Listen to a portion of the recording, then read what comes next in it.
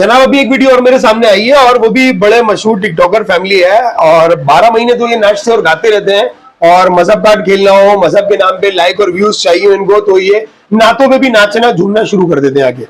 तो चले इनको भी दिखाते हैं, पंजाब से शायद ताल्लुक है फैमिली का। और अभी आप देख लेना कि ये आंटी अंकल कर क्या रहे हैं इस वीडियो में। तो चले पहले वीडियो देखते हैं।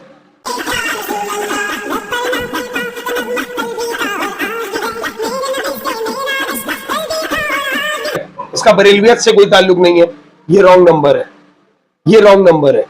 बरेलवियत को बदनाम करने के लिए इन्होंने अपने पास से चंद लाइक और शेयर और लाइक व्यूज के चक्कर में ना सिर्फ व्यूज की जंग लगी हुई है और ये लोग जो है बेड़ा गर्क करके रख दिया इन लोगों ने ना, और कुछ भी कर रहे हैं, कुछ भी करने को तैयार है अपने चंद लाइक और चंद व्यूज की खातिर।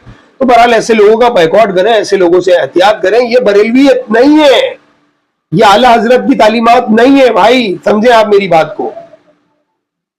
रोक।